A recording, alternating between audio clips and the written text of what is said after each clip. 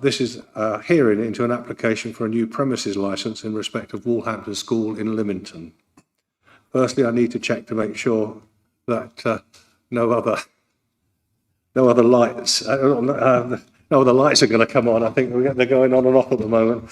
First of all, I need to check that neither I nor any of my colleagues sitting today have any personal or pecuniary interest in this matter, which would preclude us from sitting to determine the application. I have no interest. I have no interest to declare. I have no declarable interest. I now need to check whether all parties are present or not, and whether they told the council whether or not they are not attending. Is the applicant and their representatives here? Yes, we are present. It sounds like it's obvious when we look at you, but I have to check. Okay, so we've got, is that Alison Bennett? It is. And Alison Juice? And Johnny Timms? Yes, thank you. Thank you. And we have registered objectors. I've got Mr. Olney. Is he here? Thank you. Mr. Davis. Sorry, Harris. Eileen Morton. Thank you. And Margaret Cooper. Thank you. See, I've got, and that must be Mrs. Olney, is it, at the end? Okay, thank you. In the absence of some of the parties to the hearing, myself and colleagues have to decide whether to proceed today or whether we adjourn. The absent parties are as follows. Hilary Till.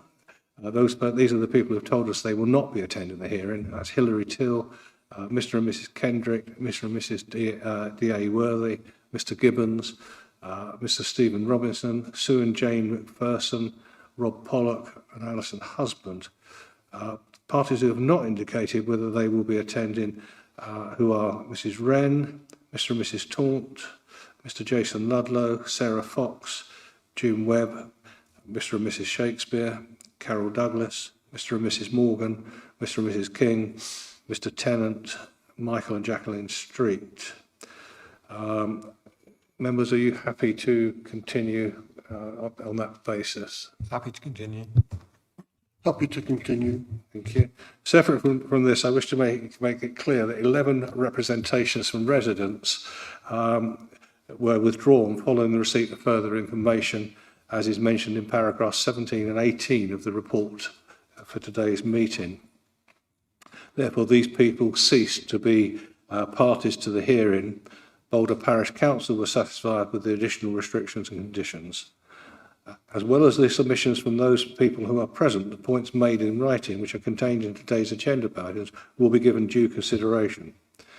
As such, I believe it is in the public interest that we proceed today, and the subcommittee has agreed to that. I now wish to establish the order of events at this hearing. You will have received a copy of the Council's procedure note. In short, this allows the applicant to present their case first. After that, the subcommittee and the objectors will have an opportunity to ask relevant and appropriate questions of the applicant. And I must stress that only questions will be allowed at this point. In other words, no submissions will be allowed. So if I can ask you to present your questions as briefly as possible, because a long introduction to a question often makes it more difficult for the question to be answered. After that, the objectors will present their case, and the applicant and the subcommittee will ask questions of them. Finally, the applicant and objectors will sum up their case, and the hearing will close to enable the subcommittee to determine the application in private. The subcommittee will try to reach its decision today and will send a formal decision note to all parties within 5 working days. I hope that's all clear. So before we start the hearing, I will pass over to my legal advisor to clarify some matters. Thank you, Chairman. Ms Alison Bennett, the Director of Finance and Operations at Woolhampton School Trust Limited, has submitted an application on behalf of the company for a new premises licence under Section 17 of the Licensing Act 2003. In accordance with Section 18 of the Licensing Act, where relevant representations have been made to the licensing authority in response to a premises licence application, the licensing authority must hold a hearing to consider them. Having regard to those relevant representations, the licensing authority may take such steps as it considers appropriate for the promotion of the licensing objectives. The options open to them are outlined for the subcommittee and the parties in the report at page 7 of the pack, paragraphs 25 to 29. The report outlines for the parties that a number of the representations received by the licensing authority raise issues relating, amongst others, to concerns about increased noise from events and crime indirectly linked to those events, which fall to be considered by the subcommittee. There are also comments to the possible adverse effects on nearby animals, increased traffic, or whether there is a need for additional licensed premises in the immediate area. However, I must remind the subcommittee and the parties that those latter issues fall outside the remit of this subcommittee and the Licensing Act 2003. The application to be determined today relates to the licensable activities applied for only and the impact of those licensable activities on the 4 licensing objectives which are set out in the report at page 5 of the pack at paragraph 12. Thank you, Chairman. Thank you for that. Just to clarify with members, we've had the new documentation. We're all happy with that documentation. Thank you. In which case, I'm now going to go to the licensing manager to present her report. Thank you, Chair. Walhampton School is a co-educational private day and boarding school for children aged 2 to 13 and sits in a large site on the outskirts of Lymington. An application has been received from the school for a premises licence which will permit events with licensable activities to be held under the terms of the licence. Previously, the school has used temporary event notifications to host these events. There are also non-licensed events that may take place at the site, including fairs, sports days, food fairs, if no alcohol is sold. There have been no complaints received regarding noise from these events. The application seeks to provide alcohol and entertainment on a number of occasions as outlined in the report. However, the applicant will be able to provide more detail on the intended use of the licence at this hearing. During the representation period, we received 34 objections from residents plus the parish council. However, a number of objections were withdrawn following the issue of further details of the application by licensing services. This information, including conditions requested by the police and the Environmental Protection Team, were agreed by the applicant. Members are therefore asked to determine if the application is submitted, together with the written representations and submissions at this hearing from the applicant and the objectors. Thank you.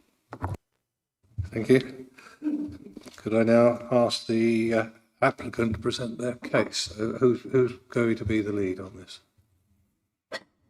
That will be me. So I think it's probably makes sense if I read the statement that was prepared. First of all, we would, on behalf of the school, like to apologise for any anxiety to our neighbours that has been caused as a result of the licence application, and particularly for the lack of direct communication in advance from the school. We, of course, wish to be considerate neighbours, and we do take your concerns seriously. NFDC have fed back your emails and letters to us, and I and my colleagues have read these carefully. It is evident that the details of the application were not easy to see via the council website, and I would like to thank the NFDC team for their efforts in seeking to help clarify the terms of the application to interested parties. What is clear is that there are several concerns in common. I would like to address our approach to the 4 licensing objectives and also to try and put the application into context for you. Our event planning and management procedures include the completion of risk assessments for all events that take place at the school site. For events where alcohol is to be served, the risk assessments specifically address each of the licensing objectives, which are the prevention of crime and disorder, public safety, the prevention of public nuisance, and the protection of children from harm. The majority of events are for the school community and involve young people and their families. They are generally also of relatively short duration. Non-school events of relatively few and of a civilised nature. All staff involved will have had training in the responsible serving and sale of alcohol. Event risk assessments cover the orderly and safe movement and marshalling of traffic on site from entry, parking and through to exit. Appropriate event supervision also features in the risk assessments. Risk assessments will also reflect guidance on managing noise, and a noise management plan will be prepared where appropriate. We will ensure that our communication to our neighbours of what is going on at the school and when will be better going forward. As a school, safeguarding of children is absolutely at the heart of what we do, and conduct at events is no exception. School events where alcohol may be served typically also serve food, and if children are present, they are with their parents and school staff are also present. Such events are generally of short duration, which means a couple of hours, 2 to 3 hours at the most. In terms of the context, I'd like to talk about business as usual school events at which we already have music and sometimes serve or sell alcohol, including events organised by our Parents Association. The majority of these events are held indoors, in school, and are typically quite short, generally no more than 2 hours long. Examples are concerts, school productions, parent suppers and our annual grandparents' lunch. We have historically applied for temporary event notices for these events, and the main reason for applying for this new licence was to avoid having to apply for individual separate licences every time we host an event, but also to give us a little bit of flexibility on the number of events that we can host. The majority of our school events really have a minimal impact beyond the school gates, but there are also a handful of well-established events in our annual calendar which clearly do have an impact, mainly because they are held outdoors with larger numbers attending and noise. The main events that fall into this category are our Parents Association fireworks event and their summer ball, School Camp Week, the Junior Wessex Athletics event in June, which is attended by 21 local schools, and Founders Day, which is on the last day of the summer term and involves all the children and all their parents. These last two events are our largest and therefore have the greatest impact in terms of traffic and noise. I'm very aware that the communication around these events has been limited and we could definitely do better, and I would like to come back to how we propose to improve this a little later on. Now, I would like to talk about what the school is looking to do going forward. We already have considerable demand for the use of our facilities by local groups. We currently have 3 local drama groups, adult sports groups, and additionally we run holiday clubs and host residential educational groups during the school holidays. All of these groups are modest in size, involving tens of children, and cause minimal disruption. We also continue to open the grounds to the public under the National Garden Scheme in May.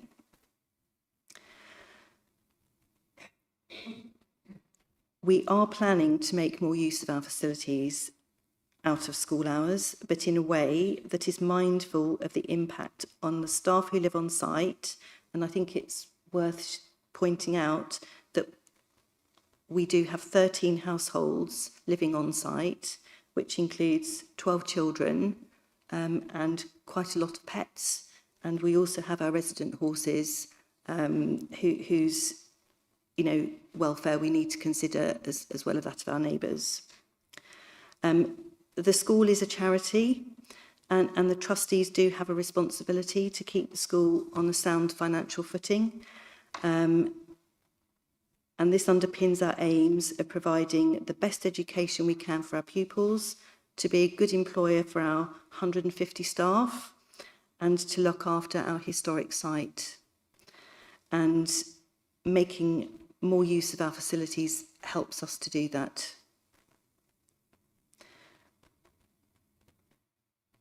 We do expect to have more holiday activities on site run by school staff, as well as a greater range of groups using our facilities during the school holidays.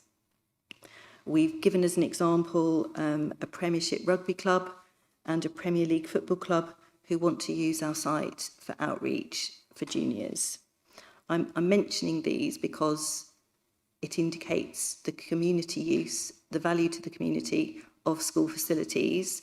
None of those events are relevant for the licensing, but we're just trying to provide some context. We're hosting a seasonal craft fair for the first time tomorrow, which is open to the public and has been advertised around Lymington.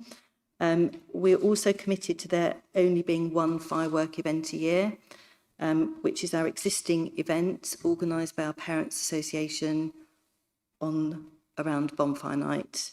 And we are committed that no lasers or drones will either be permitted at any of our events. We have one wedding on site this summer, but we don't have the capacity to host more than a couple of outdoor weddings in any one year, and this is certainly not something we are seeking to expand. It's worth noting that all the weddings that have ever taken place at Woolhampton are for current or previous staff. We are absolutely not planning to become a regular wedding venue. The couples who wish to hold their special day at Woolhampton are also doing so at a relatively modest cost. We are planning to explore the possibility of other events, which may involve music or film, but these would perhaps be once or twice a year at most, and would be no longer than 3 hours in duration with no late finish. One of the representations suggested that we hold no more than one outdoor event in a span of 2 weeks. We have no issue with this going forward at all. However, we're already committed to the school's Founders' Day on July the 5th and a wedding on July the 12th this year. I would like to come back now to how we communicate what is going on at the school. In future, we will put together a flyer at the start of each term which will contain information about any events which are either open to the public or will cause a degree of disruption in the neighbourhood. These flyers will be sent to local parish councils for display on local notice boards and wider distribution as each parish council determines. We've also set up a new email address, which is neighbours@woolhampton.com, from which the information on the flyer can be emailed to those who prefer a direct communication. All we would need is your email address for that mailing list. In addition, if we hold a public event in the future, we would be happy to provide complimentary entry to neighbours should they so wish to attend. Our neighbours are always very welcome to contact me at the school if they have any particular concerns, and we will always aim to be accommodating wherever we can. We have a very open door policy. I'm very happy to be contacted at any time. So our door is always open. Thank you. Thank you. And I'll go to the objectors. I'll take it as per my list. So, Mr. Olney, do you have any questions you wish to ask?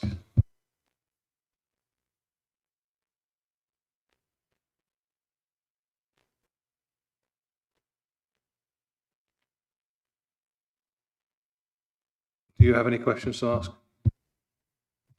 I have many comments, but no questions, Chair.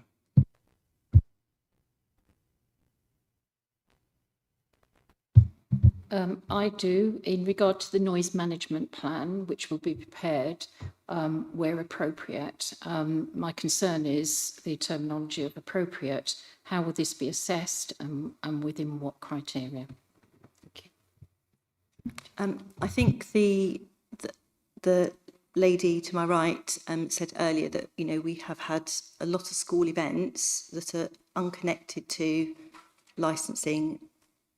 We don't have alcohol at them. The noisy events that have been mentioned in the representations tend to be things like our sports day and our sports events, where we have, you know, one of them does go on all day, and there are loudspeakers and chapping and cheering. And I think there's relatively, as far as there have never been any direct complaints about the noise for those events thus far. Going forward, we will be looking at the noise levels of the loudspeakers and the microphones, and we do have a decibel meter now, and we will be trying to keep that to a minimum so it can be heard at the event, but it's not excessive. I'll just point out that there will be issues outside of the actual licence, and this licensing hearing is not matters outside of any licensable events. So it's important that you do distinguish. For example, the sports day, which has been mentioned, which is not involved with selling any alcohol or any of the other licensable activities, is not part of any discussion today. That doesn't mean to say that those events wouldn't be subject to other legislation, which we wouldn't take note of today, such as the noise issues. So we are purely concerned with the information and evidence that relates to licensable events. There are no further questions from the registered objectors. Councillors, do you have any questions? No, Mr. Chairman. And I have no questions at this stage. In which case, can I now ask the objectors to present their case, and I'll go in the same order. Mr. Olney, I think you wish to... Sorry? Yes, I'm quite happy. Which order, if you let me know which order you wish to go in. So that's Mrs. Wharton, yes? Or Miss Wharton. Yeah. Okay, that's fine. Yes, I'm here today in the capacity as a resident living in Portmore, 100 Lane, and I'm representing my own concerns regarding this application for a licence, although I'm sure some of those concerns are also echoed by other neighbours. On the 15th of October 2024, the Independent School Management, ISM, posted online a report by Bournemouth Echo stating a school person from Warhampton had said that the school are looking at how we can increase the use of our grounds and estate as part of our strategy to broaden commercial income in order to help limit the impact of the forthcoming VAT legislation on independent schools. Now, I'm really sympathetic to that, and I can understand the financial pressures that will be on the school. However, I don't see that that should be at the cost of my own mental health and my own well-being. In regard to the actual application, we're surrounded already by venues catering for very similar events. That is Parwell Park Estate, Warborne Farm events, Elmer's Court, and even by weddings and celebrations at Boulder War Memorial Hall. I can't emphasise enough how much sound travels, and it is an issue, and it is something that will definitely create a nuisance if an application is granted without limitations. It is correct to say I've not complained of the noise we've had to endure thus far from extremely loud and repetitive noise from past events. However, I have actually I had intended to do some monitoring of my own for 2025, where appropriate to do so. I was in attendance at the Boulder Parish Council meeting in October 2024 when the school bursar from Warhampton spoke to the meeting, and that was the very first time that I'd been made aware of this application. And so, of course, plenty of questions were asked of the gentleman, and he did confirm that actually the neighbours had not been consulted. There'd been no information up to that date. He also said that there would be no impact whatsoever on the neighbours due to the location of the events being at least a half a mile or more away from the neighbours. He stated that trees and fields block all noise from the school, and he clearly had little or no understanding of the local area. And this, I would suggest, comes under the part of public nuisance. As time has gone by, the licence application has finally been advertised as per process within the Licensing Act 2003. But really, that's only because Mr Harris has actually raised the issue with New Forest District Council, and therefore an extended period of notification was given by the licensing department. I'd like to address this hearing and the applicants with the following issues in relation to the process, communication, noise nuisance impact.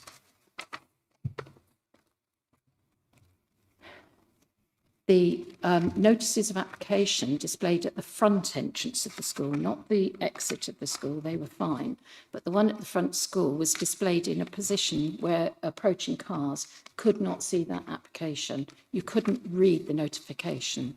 Twice I had to walk along the public footpath to then cross the dangerous B3054 to retie the said notification form to the post, as the school was obviously not checking that it was in the right position, and in fact it was sat on the ground for many days. I therefore contest that this has been displayed as per required process. In the statement provided by yourself... Can I just pause you on that point? That will be a point that's been monitored by our licensing department. Can I just ask Krista whether you're satisfied that we have complied and the school have complied with all statutory requirements? Yes, the notice was placed in the Lymington Times as per Licensing Act, and the compliance officer, Peter, here to my left, has checked it, but obviously we don't check it every day. But the notice has been checked on a couple of occasions, a few occasions. Thank you, because they are posted in public places, lampposts, etc., onto the boundaries, and obviously in adverse wind conditions, I can't guarantee they're going to stay in place all the time. And it wasn't displayed in order for the public to see it easily, I have to say. In the statement provided by yourself, Alison, you admit that communication could have been better, and really I wish to have it noted by the subcommittee that there was in fact no direct communication, nor as I'm aware has there been any direct communication in relation to past events, and I'm talking about the events, which indicates to me my concerns for the future events, that the promise may be there, but it's it's how that's going to happen. Had the school made any consideration of its neighbours with this application, we possibly wouldn't be here today with as many questions as we have in regard to the future promises. And therefore it's difficult to trust that those promises, given their history to date, will be carried out. The statement reads, the majority of events for the school community and involve young people and their families. They're also of short duration. Non-school events are relatively few and of a civilised manner. I'd like to know what constitutes the short duration exactly, because it's not specific, and help me to understand what you determine by a civilised nature. You also promised on behalf of the school that our communication to our neighbours is going to be better, and of course, as I've said, better suggests that some attempts to communication with residents in the area surrounding the school had taken place, whereas in fact the truth of the matter, there had been no communication until there was the insistence of the residents. Communication offered for the future in a specific email address. Well, not everybody has email, and also we have very poor email internet connection within the local area. Yes, I agree with the suggestion that there will be a display, an approach to the Boulder Parish Council in particular, in regard to the notice board. However, not everybody has that mobility to be able to go to the notice board. Better communication would include a leaflet perhaps through those people who are more immediate residents, through each of their doors. If there are either fireworks or music, and to be truthful, the music, because of the distance, what we actually experience as residents is actually the pounding of that noise. It's not necessarily, well, actually, sometimes I can sing along to the songs. The table that you show of regular business, as usual, within your statement, lacks the details such as when the event started and how it ended, and how many times, some of them do not state how many times per annum. I therefore ask if we could have further clarification in regard to that information. The majority of our school events really have a minimal impact beyond the school gates. And you also say you admit that some events have a particularly the outdoor events have an impact. The original information that we were given was that in fact most of the outdoor events, the timing was 0800 until 2300, and on a couple there were further than that. And so therefore my concerns were that these events could in fact be Monday to Sunday, from very early morning until very late at night. That is a nuisance, a noise nuisance to the neighbours. This would particularly or potentially mean that at least 7 weeks in the summer, because that's when you want your outdoor events, I'll be subjected to noise of cars, music and films. This is unacceptable and will directly impact on my own well-being and those of others. In regard of the one firework display per annum, will the conditions of the licence be that there'll be no fireworks at weddings and other outdoor events that are proposed? And that would be within I would ask that was to be considered within the limitations of the licence.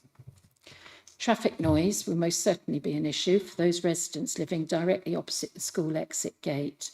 And one of my questions, although it may well be out of the jurisdiction of this application, is in regard to the traffic management. It's a very busy road, the B3054, and the events that I'm thinking you will have, larger events, will be outdoor events, and that will be during the high season of visitors. It's good to see that consideration has been taken to be mindful of school staff living on site and children. The school's resident horses and incorrectly the neighbours, because up until this point consideration hasn't been taken of the neighbours, I would say. The school is set in a rural area with animals in the fields opposite the school. These include farm animals, neighbours' pets and neighbours' horses. I really have difficulty, I struggle to feel that consideration has been taken. It is for this reason I myself do not trust the school will comply with all of the promises made unless there are written, agreed, specific limitations within the licence. And finally, my overall impression so far in the scope of the application is that the scope of the application has changed somewhat. I couldn't keep up with the information that was being supplied, and it was very general initially. Then it became a bit more detailed, and things were changing all the time. What I would say is that it's very confusing, and I think that myself and other residents of Portmore, Warhampton and Andershaw do not have a clear understanding of what the actual licence applied for consists of. And I suggest that there should be some sort of indication as to exactly what it will be taking place or what will be given within within that application. Thank you. I await your response. Thank you. Just on a point of procedure there, before I go to the applicants, you raised a number of issues in that, which included some questions. The opportunity to ask those questions was at the point when I asked you to ask questions.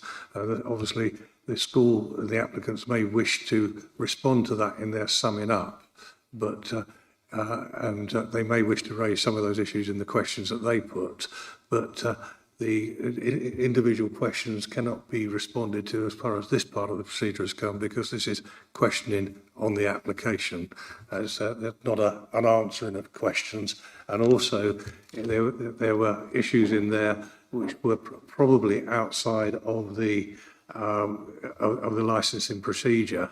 And I just want to stress that those issues will be subject to legal advice when we're making our decision, so that we clearly separate out licensing issues from other issues. So, because as I've already said, we can only consider the facts pertinent to a licensing application, It is confusing for members of the public. We accept that because this is probably the first time you've ever had to deal with licensing matters, and they are difficult to distinguish. But I just want to reassure that we will receive the legal advice and we will make the separations necessary. Okay. To the applicants, do you have any questions you wish to ask of the objector?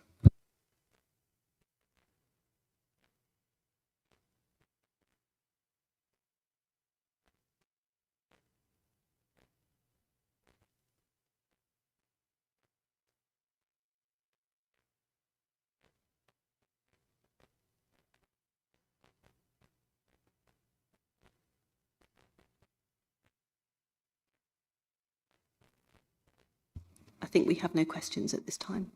Thank you. Any questions from our councillors? Councillor Reid. No, Mr. Chairman. Councillor Sandray. I have no questions either. We have listened carefully.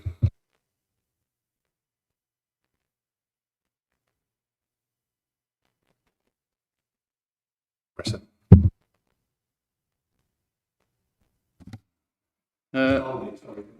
Yes, my name is Nicholas Oney and I live in 100 Lane in Portmore. I also speak on behalf of 8 other people who have given me permission to speak on their behalf. Do you want me to name them? I did send in, yes. That's Mr. Roland Gibbins, Mr. Stephen Robinson, Mr. and Mrs. Kendrick, Mrs. Sue McPherson, Mr. Rob Pollock, Mrs. Alison Husband and Mrs. Hilary Oney, all of whom have given me signed permission to speak on their behalf. Can I just for the point of view of the technicalities, can I confirm we've seen that written permission? Chairman, I did write to Mr. Olney twice advising him that we needed consent directly from those people, and that's not been received. I'm sorry, I do not have their email addresses as everything has been cancelled out. I do not know I know where they live. I do not have their emails. A lot of them are on holiday, so I could not send those to you. Okay.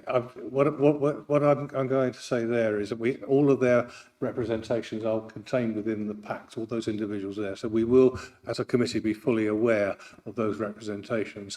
But from the point of view of procedure, we have to accept this is your representation and objection. Okay. First of all, I would like to ask if the councillors are acquainted with the position of the school and the surrounding residential properties, and if a site visit and noise assessment has been done.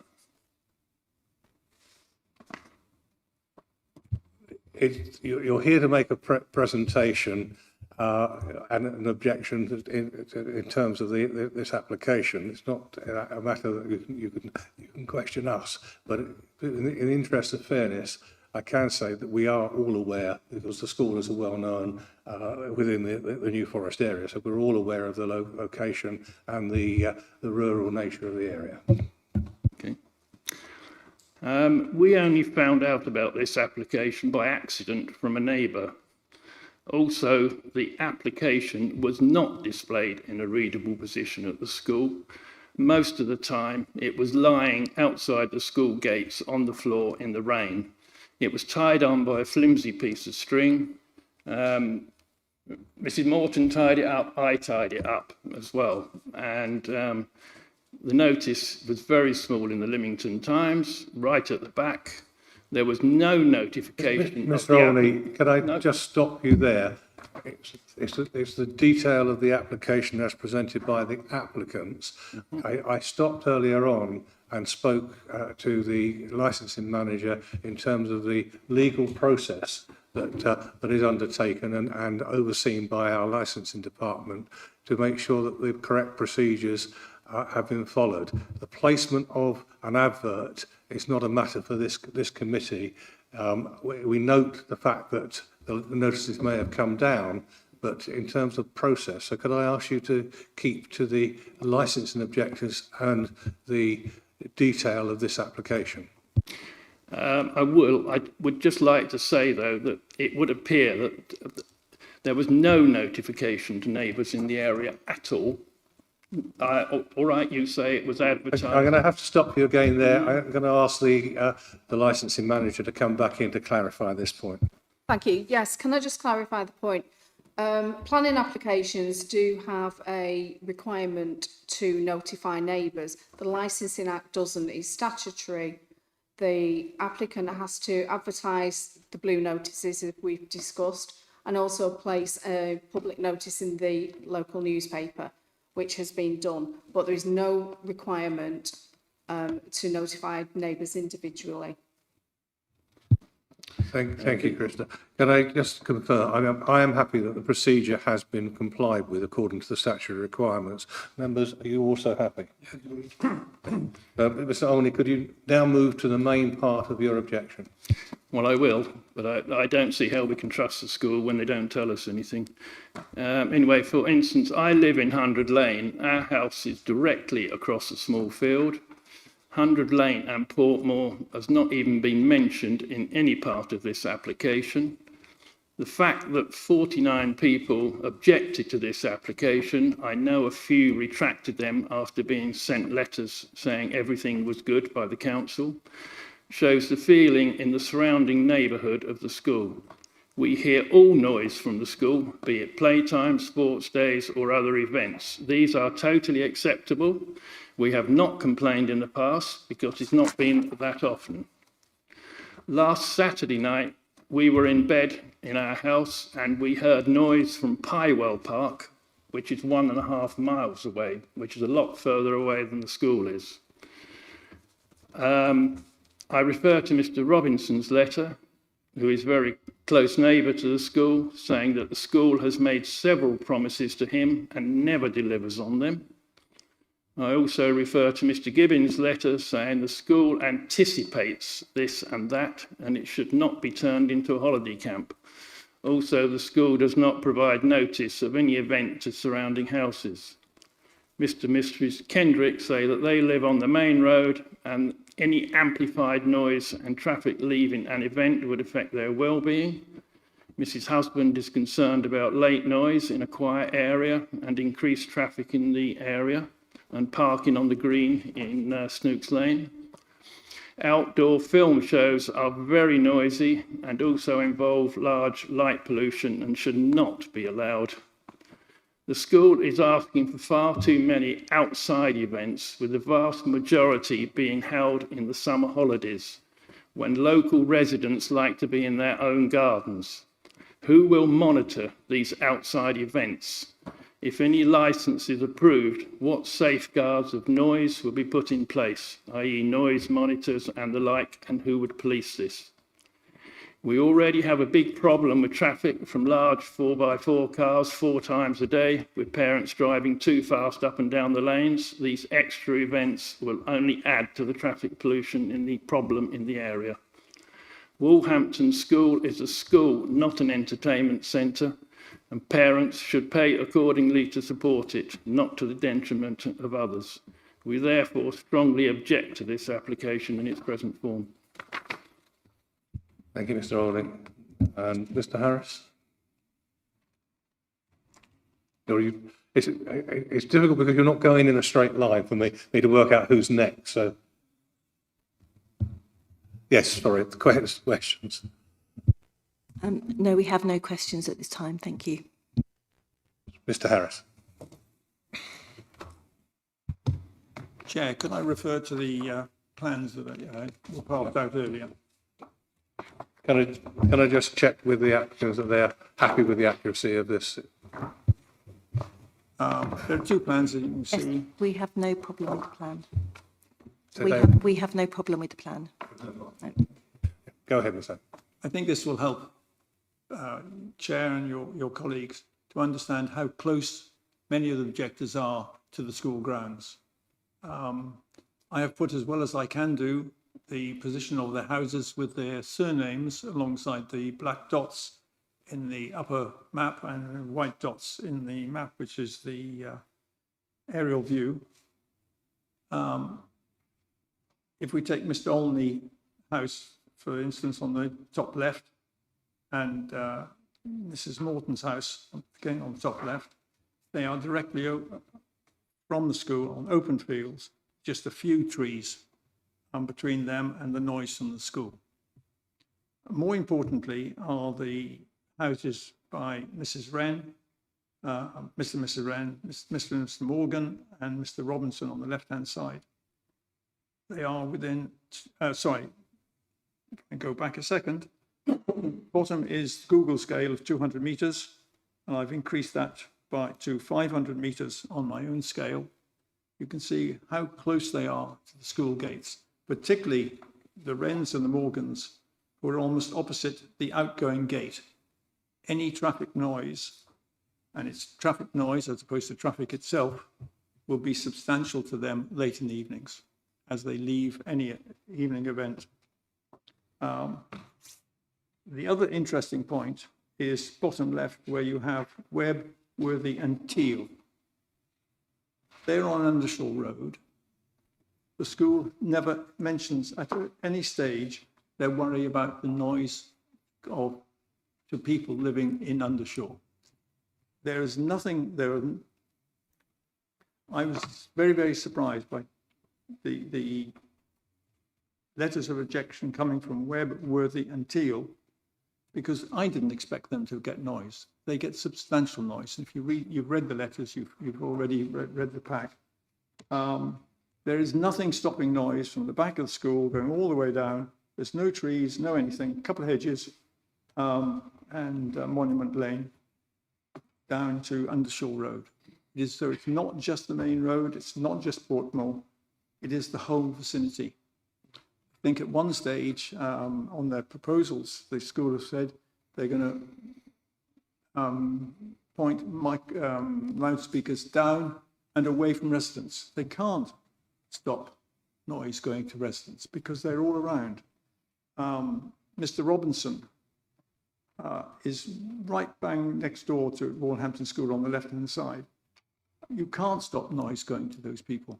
It's impossible to stop noise if they are not controlled. And the important thing is the control of the noise. I think my view is that most residents are very, very happy with the school having school events.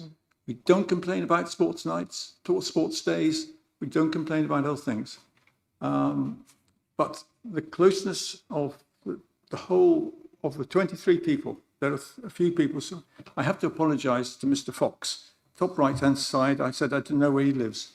He is down the end there, I'm told, and I now know where he lives. There have been comments about no objections in the past. I have handed out, and you have, Chair, the list of the 10s that they have requested, the school have requested over the last 3 years. This was obtained through Freedom of Information request.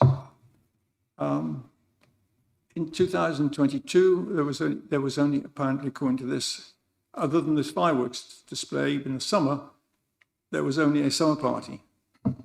Last year, there was a summer party and a wedding, which is followed by picnic with lawn games and music. Doesn't appear to have gone that late, but it may have gone that late. And this year, fireworks display, the normal fireworks display, and a dinner dance in midsummer. Residents do not worry, and I mean they get slightly upset by the noise from sports days, things like that. But that's a school. We expect that to be a school. What we don't expect is for our peace and quiet, particularly in the summer months and particularly at weekends, being disturbed by lots of noise, lots of music coming from the school, which is a school and not an entertainment centre. I do not understand at this stage, and I'm not sure whether the subcommittee understands, and I have some questions I need to ask to the executive. I do not understand. Just to stop you there, questions of the licensing manager should have been raised before the meeting so that we could have answered those. If you can briefly tell me what the questions are, if I think they're relevant to be asked now, I will consider that in the interest of fairness. We have Could you just give me a brief outline of those questions and decisions for that? I do not understand what currently is being asked for. They have got conditions offered by the applicant on the application form, which we have a 3-page, which hasn't been presented to this meeting, this hearing. It was in the pack, but has not been presented to the hearing. I have many questions on that which I wish to address. I'm really not sure that we're in a position to address questions of that nature. I will go to Krista and say, and I'd like to just a brief explanation of the steps we've gone to make sure everybody understands, Krista. Yeah, there's a copy of the application in the reports pack. You've got that, haven't you? Yeah. So the application as provided by the applicant is in the reports pack. So you should have seen that. What happens is during the 28-day, no, your reports pack. So I have seen that, but that has been totally changed. Their Oh, application is no longer. I'm not going to let this go into an article. I'm trying to be fair to you as objectors because, as I said earlier, trying to understand the licensing rules and regulations is not easy, especially if this is the first, and also attending a hearing like this. But in terms of procedure, I have to be sure that we've complied with procedure and the explanations have begun. And I know there's been a big conciliation process taking place, which is actually within the terms of the Licensing Act. It is the role of our licensing team to try to conciliate and come to a resolution in terms of whether a licence should or should not be granted. And then it comes, if it can't be resolved, it comes to the licensing sub-hearing. So in terms of procedure and explanations, those questions have been put and answered. And Krista, you're assuring us that you've gone through that process. Can I just add something? So the application comes in at the beginning of the representation period. During that representation period, they not only as the applicant provided conditions of what they would like on licence, but the Environmental Protection Department and also the police asked for conditions and they were agreed by the applicant. The additional information I sent out, which I thought may be helpful, is because the way the application was written, there is text within the application which limits the number of events that is planned, and that's why at this hearing I'm aiming that the applicant is going to explain how many exactly. Does that make that clearer? At this meeting, the applicant has not made clear what they're asking for at all. I don't think the applicant's finished summing up yet, so maybe that will come out at the end. But all the information that has been provided is what was provided by the applicant. Can I just say that within the pack there is all the terms and conditions that have been requested, which the councillors here are fully aware of. We've seen the responses from the police, from the environmental health, and the conditions that have been requested by the statutory agencies. The school has agreed to those terms and conditions, and those are terms and conditions that we see fairly frequently within applications such as this. And there, as I said to you earlier, there is other legislation and other rules outside of a licensing application. We're not here to consider all of those issues. Some of the noise issues we will not be able to consider today at a licensing committee because they will fall outside of alcohol licensing rules. We will receive full advice from the legal representative in front of me that will enable us to make a decision based upon licensing law and the licensing application. It is unfortunate that you're finding some of this information confusing and unclear, but unfortunately we have to comply with the legislation. The conditions offered by the applicant on the application form is in your packet, Chairman. They have changed those conditions half hour ago. It says here films will take place at no more than 5 functions a year. They've already said they don't expect more than 2. live music and or recorded music after 24 hours, brackets indoors, will take place on no more than 10 occasions. I haven't a clue what that means.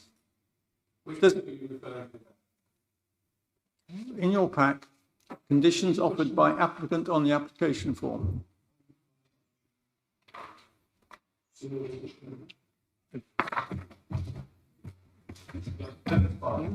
Sorry? Appendix 5, you're referring to. I've got it written like that. I don't have appendix number on it. It's in the appendix.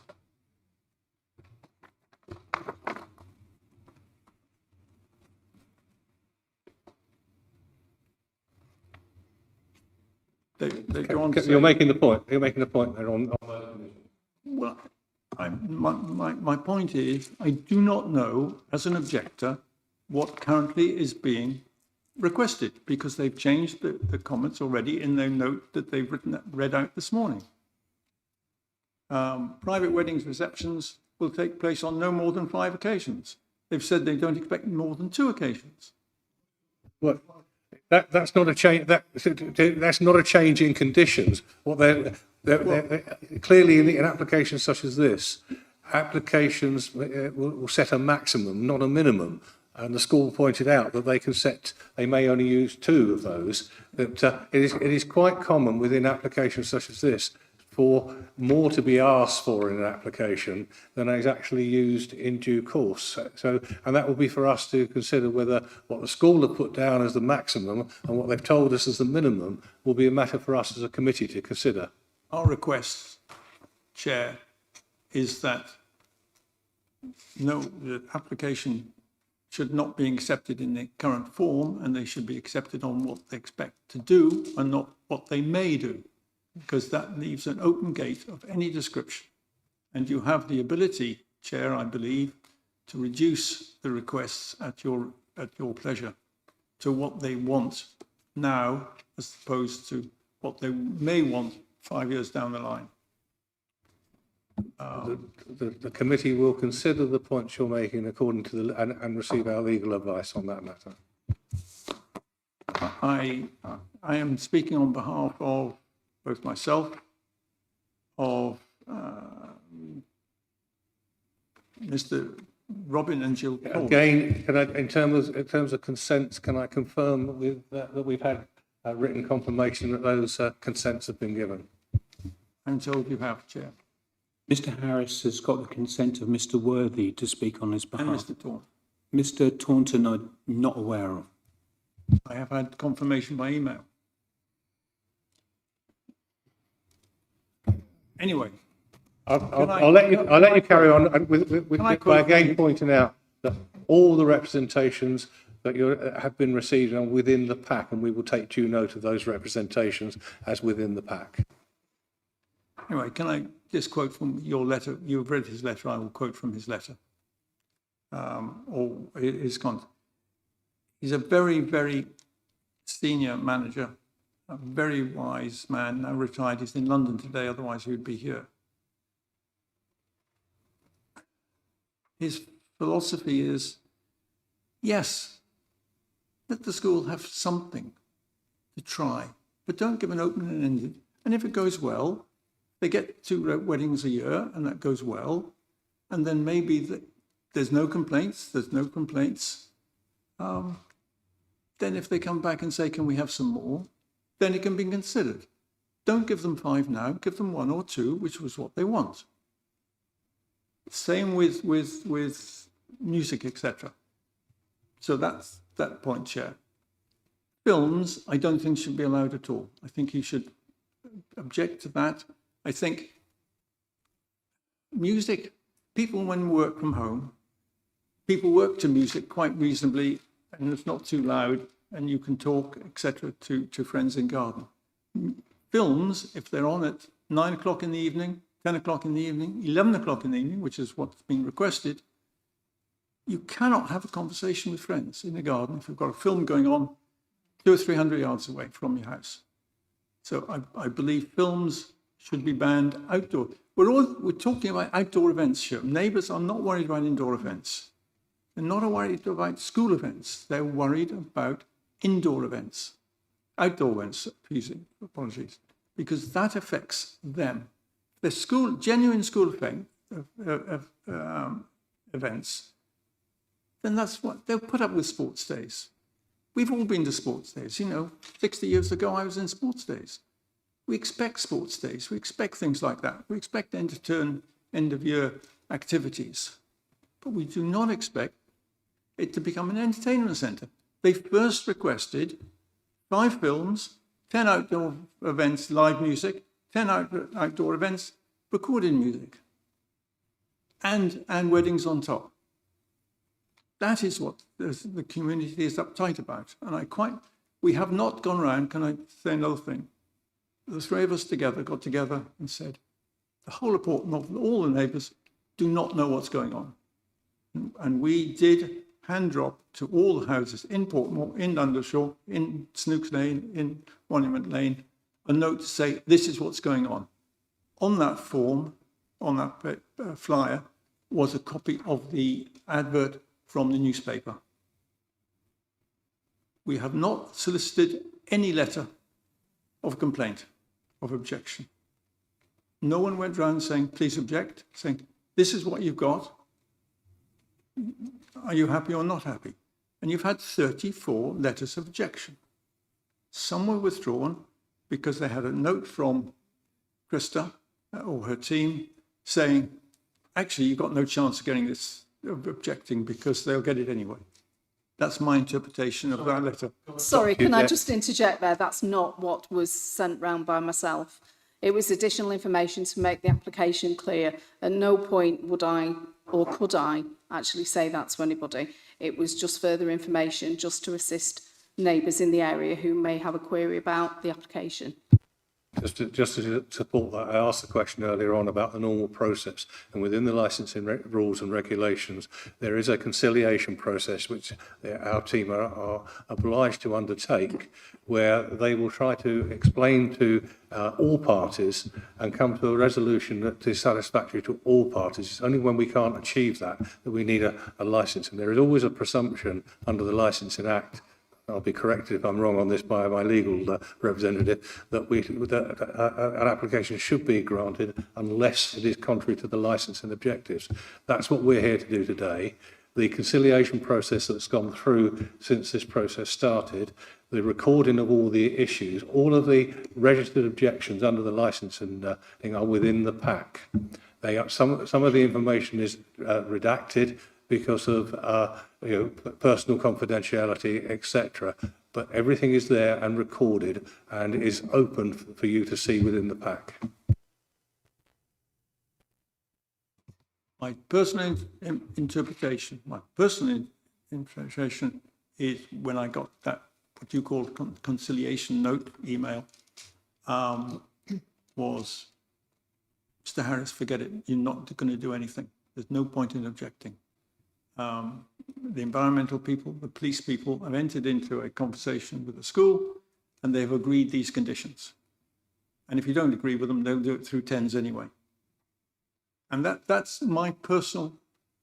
I'm sorry, Mr. Harris, but the fact that you don't agree with it, I've got to stress to you that this is a legal process and a process which is regularly undertaken and consulting the statutory agencies, and the statutory agencies look at the information and background of all these things, a task undertaken by the licensing team, and it is quite standard procedure to go back with a list of conditions and ask an applicant to comply with those lists of conditions. If the applicant refused to comply with those list conditions, that would be a relevant piece of information and evidence for this committee to consider. We do have to consider whether they've accepted the conditions and whether the acceptance of that meets the requirements of the statutory agencies, the police and environmental health. Those conditions are there for you to see in the pack.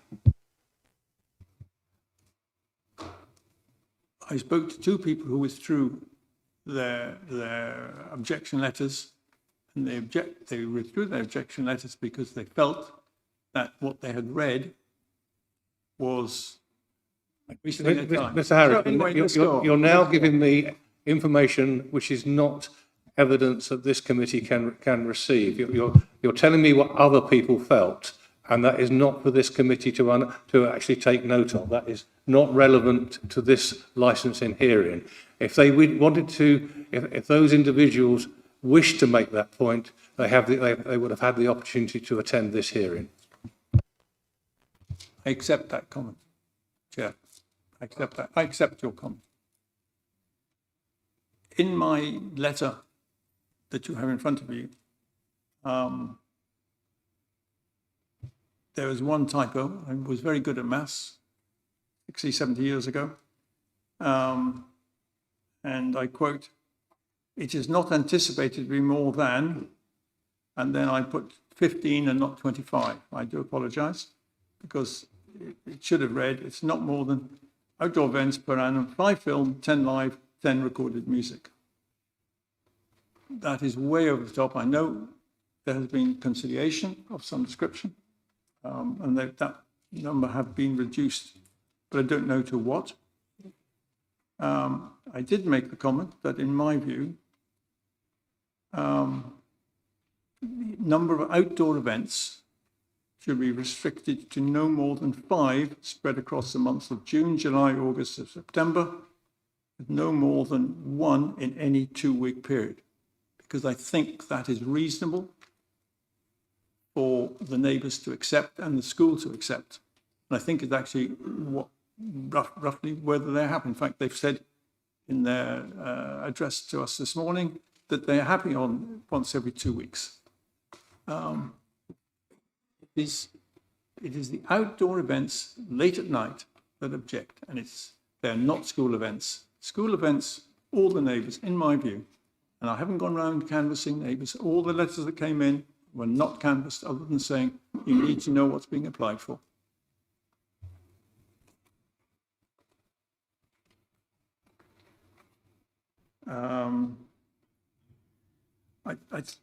We've talked about traffic already. I understand traffic isn't part of the remit of this subcommittee. I think traffic noise is, and I do believe, and I've said it already, the houses which are the Wren and the Morgan House and the Robinson House and the King House, as they go down the hill, and also those along 100 Lane. If you have big events in the evening, there's going to be a lot of traffic noise. And people are sleeping at 11 o'clock at night. I really find that its timing is wrong.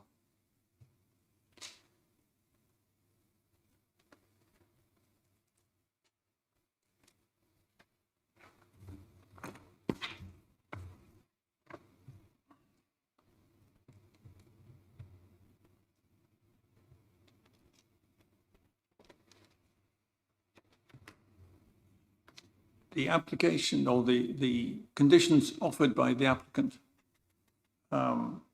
confirms that they will follow the guidelines for noise will be followed so as not disturb neighbours and or wildlife.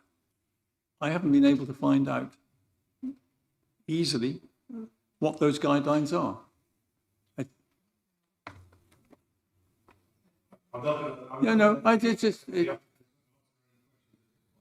No. There is legislation around noise and which is contained within the environmental health rules. That can be explained to you outside of this meeting. The outdoor event guests will be asked to depart by 11 o'clock, 2300 hours. If licensing is going on till 2300 hours, there's no way that you're going to have 100 guests leave by 2300 hours. Licensing should be restricted to half hour before the time for departure to ensure people move from A to B to C and then hopefully slowly depart. Not all depart mad rush at 11 o'clock.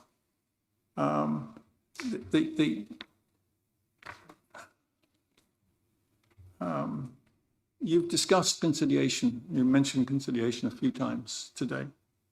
What I would suggest, if I may, to the applicant that they should ask formally for this hearing to be adjourned, for them to conciliate with the neighbours and come back, if appropriate, to this meeting.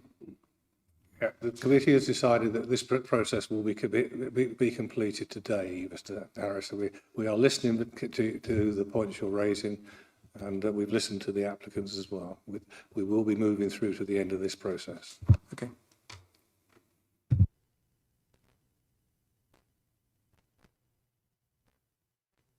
We don't have any questions at this time, thank you.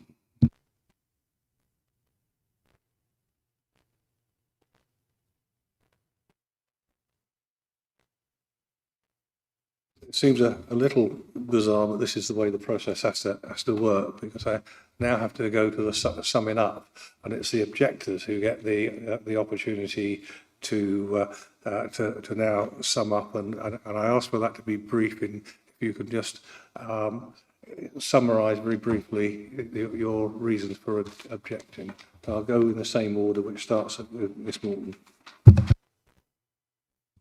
Yes, my reasons for objection are very clear in regard to the application, in that the limitations in regard to the hours of 0800 to 2300 hours plus, and that's from a Monday to a Sunday, and it is it is absolutely likely that there will be a noise disturbance and a impact on the well-being of my own health and those who surround our area in regard to the films.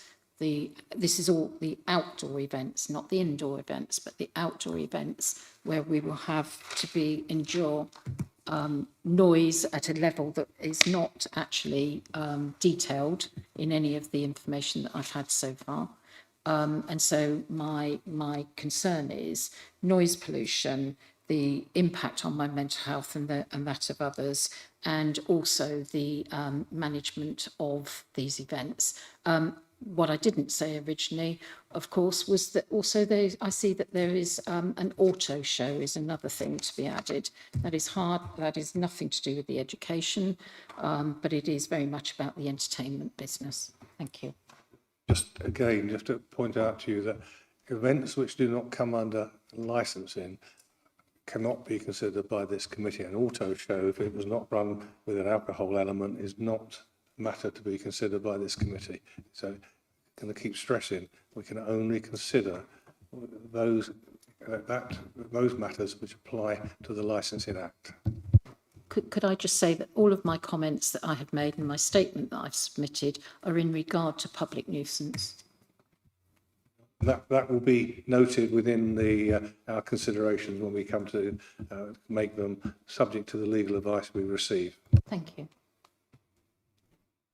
Mr. Rowley.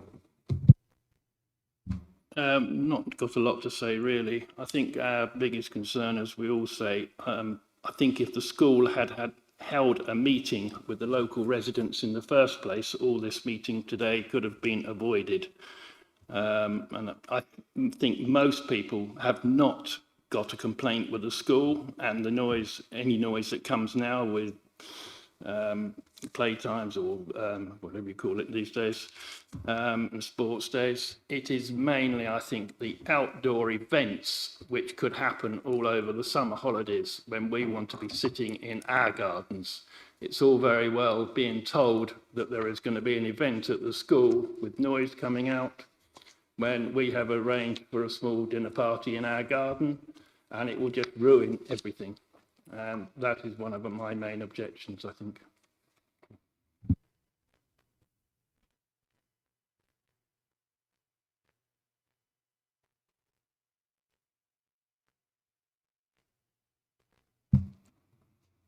Thank you.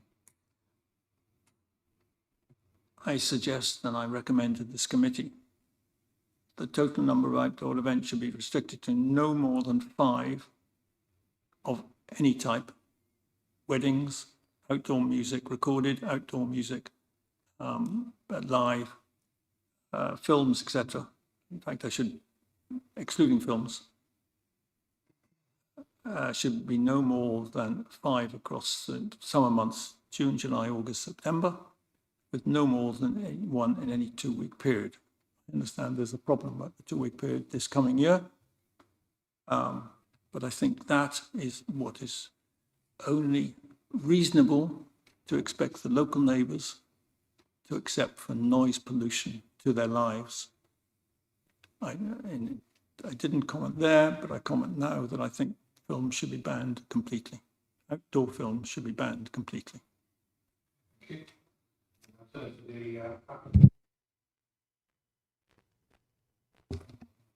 I will go first, if that's okay, Chair. Thank you for the opportunity to address you.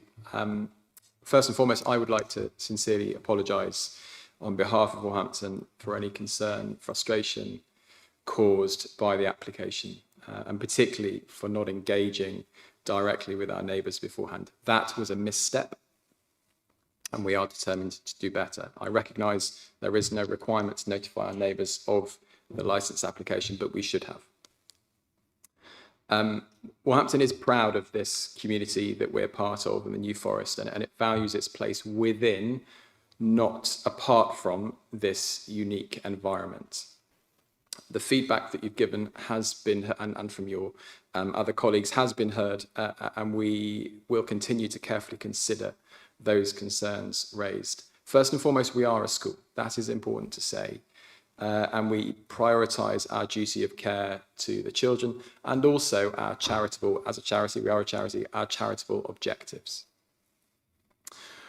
We're committed, and I want to say this for the record, to the highest standards of safety, of safeguarding and respect for our surroundings. And while we are aiming to enhance the use of those facilities to support both the school and the local community, we will ensure this is done thoughtfully and with clear and open communication. But the estate does need to be managed properly, and this would help us outside of term time. And I say this both as the head, but also as somebody who is resident at the school. Alison, in a moment, will endeavour to give as much specificity, as much clarity as possible, but there is an important nuance between the capacity and the kind of the number of events that we'd like to run and the size of those events. But there is an important nuance between the intent and what we intend to, than what we could look to apply to have. But we do want some flexibility here as we do that. Going forward, we will keep our neighbours informed. I hope that our strategy around that communication is clearer, and we will consult further on that. We are looking very carefully and cognizant of this guidance from New Forest District Council about managing noise. We will reduce unnecessary disruption, and we want to build those bridges with this community. So we want to listen, to adapt, and ensure that Wolverhampton is a considerate and a valued neighbour. That is important to us. So thank you again for the opportunity to address you, and I hope that we can work together going forward. Alison. If I can, I'd like to try and address some of the specific concerns. I would say that, like you, we did find the process of application quite confusing at times, and I think the nature of the licence is that it does give huge, generically the scope is huge. So when we were going through it, putting in numbers of events and conditions, it's fair to say that there are things in there that, like the auto show, for example, we would never have considered doing an auto show. And I think that Johnny's alluded to the fact that there's an important distinction between having capacity under the licence, a lot of which will cover what we're already doing. So it's not all about new things. And I think that's a really important thing to understand. The majority of things that will be covered under the licence are things that we're already doing. The concern that Mrs Morton has about events from 8 till in the morning till 11 o'clock at night, we have no intention of doing anything in that time range at all. And I can give you a specific example about the wedding, which is the one additional event that we're doing this summer. It starts at 2 o'clock. the serving of alcohol will cease at 10:20 and the event will finish at 11. So we're very mindful of the fact that there is this 11 o'clock stop, and we would work backwards from that to make sure that there is an orderly finish to the event at 11. Apart from, I think, the potential for New Year's Eve, which is one night of the year, where traditionally people welcome in the new year at midnight and finish shortly thereafter, we would never have an event that is running on beyond 11 o'clock. And that we're very happy to put that in. I think that is in as a condition, but we have no intention of becoming an entertainment centre and running lots of events. It's not what our residents want, but the way the licence conditions are framed at the moment gives us that capacity and flexibility. I think it's also worth noting on the capacity, I think at the moment it says 5 film, 5 live music, 5 recorded music. Some of that will be used, that capacity will be used by events that we're currently doing with the school, which then reduces capacity for extra events. But for example, if at the wedding there was live music and recorded music, that would be one each of those things. So one event might use 2 of those things. That's how we've understood it. I think Johnny's always mentioned communication, and we do understand, and I appreciate the word trust has been used a few times. We will do our best to build bridges and work so that you do believe that you can trust us, and we want to be, we believe we're trustworthy, and we will do whatever we can to help you see that too. Okay. Anything else? Pardon? Maybe not. No. But I think the general concern that we are aiming to become an entertainment centre is I can understand how the way the application and the conditions are framed could lead you to that conclusion, but that is absolutely not our intention. And I think what we would say is that there's a difference between capacity and what we actually are intending to do, and we would ask that we have that capacity, but that we find our way gently forwards in conjunction with our local community. Thank you. Thank you. Okay, this is the point where we close the hearing, and we will retire to consider our every point that's been made to us. I go to the objectives first. We've listened to you. I know I've had to interject on a few occasions, but there's only, I can't allow things that don't fit.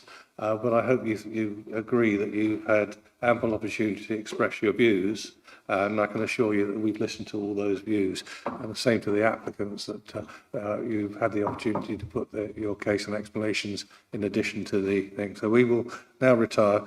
As I say, we make our decision in private. We will give formal notice of the decision to all parties within 5 working days. So that won't be tomorrow and Sunday. That will be from that Monday. I say that to the people that have got to start to do a lot of writing now. We're now adjourned at this point. Thank you.